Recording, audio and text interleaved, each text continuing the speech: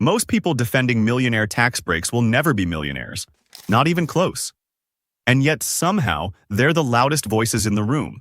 So the real question isn't about taxes. It's about why people fight this hard for money that isn't theirs. The Sanity Project, where reason beats rage. Now, before we go any further, I want you to think about this. Have you ever seen someone defend something that clearly doesn't benefit them at all? Drop a comment below, because once you notice it, you start seeing it everywhere. And it gets weirder because the people most upset about this are often the ones struggling the most. Not rich, not even close. Which makes the whole thing feel backwards, until you start to understand what's actually going on underneath it. Someone posted a graphic last week showing how much of $1 million salary you keep in different countries. Canada was near the bottom, around $560,000, and the reaction was immediate. The comment section exploded with outrage. But here's the part no one really stopped to think about. Who was actually writing those comments? Not millionaires. Not CEOs. Regular people. People who are dealing with rent, debt, and paychecks that don't stretch quite far enough anymore. And yet there they were, going to war in the comments section, defending people who wouldn't even notice them walking past. That's not just surprising. That's the part we actually need to understand to make sense of this. I know someone who jumped into that exact debate, struggling financially, just trying to stay afloat. But online, he became a full-time defender of millionaire tax rates, a digital bodyguard for people who don't even know he exists. So here's the real question. Why do ordinary people defend a club they will almost certainly never join? And more importantly, why does it feel so natural when they do? There's an old line from John Steinbeck. He wrote, "People don't see themselves as poor.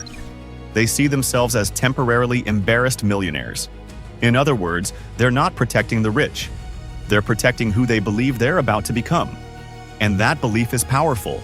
Powerful enough to shape how people vote, argue, and think about fairness itself.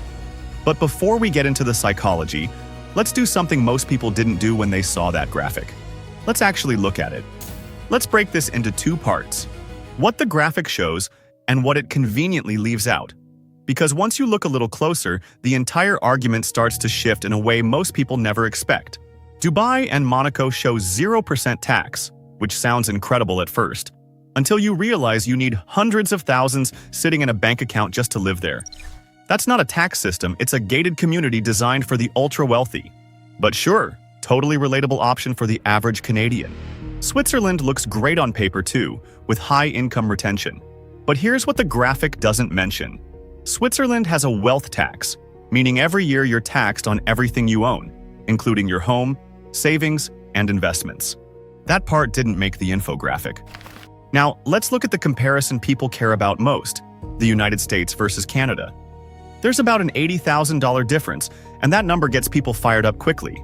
But there's something missing from that comparison. In the United States, you're paying for your own healthcare, and we're not talking small numbers. Cancer, surgery, or a major cardiac event can cost hundreds of thousands of dollars, sometimes even more, depending on the situation. That $80,000 difference doesn't just disappear, it flips. Places like Vietnam or Bali look impressive on paper too, with higher take-home income and lower taxes. But comparing tax rates without comparing what those taxes actually fund is meaningless if you don't look at the full picture. It's like comparing two cars and forgetting to mention one of them doesn't have an engine. So yes, the graphic is misleading. But here's the more interesting question. Even if people knew all of this, would it actually change their minds? Or would they still react the same way? This is where it gets interesting because this isn't just about politics. It's about how people understand the world around them. And more importantly, how they protect that understanding. When researchers talk about the system, they don't mean just taxes. They mean the entire setup. Who gets ahead, who falls behind, and the story we're told about why. The idea that if you work hard, play by the rules, and stay patient, you'll eventually win. Now here's where it gets uncomfortable. Because when people defend millionaire tax breaks, they're not just arguing policy, they're defending that story. They're protecting the belief that the system is fair, that success is earned, and that one day they'll be on the right side of it. Because if that story isn't true, then something much harder takes its place. It means the system might not be fair. It means hard work isn't always enough. It means the game might be tilted in ways you were never meant to see. And that's a brutal thing to accept. So instead, the brain does something clever.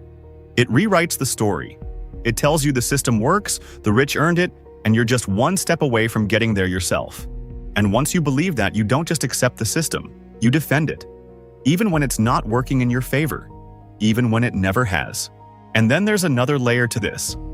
Something researchers call last place aversion. Studies show that people near the bottom of the income scale are often more opposed to redistribution than people above them, even when it would help them directly. Because no matter how tough things are, there's still someone below them. And any policy that raises the floor feels like a threat to the one thing they still have, not being last.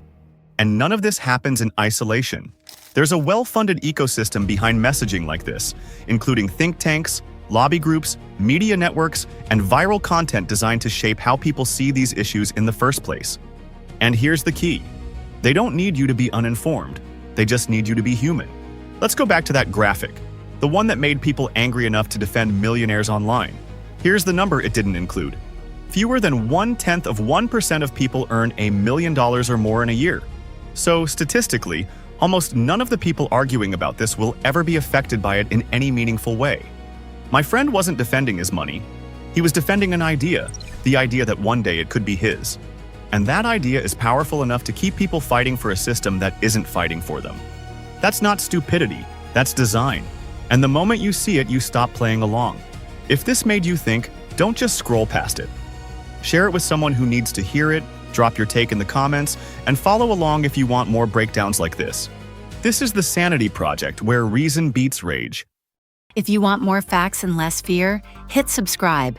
Check out the next breakdown wherever you're listening or watching. Stay sane, Canada.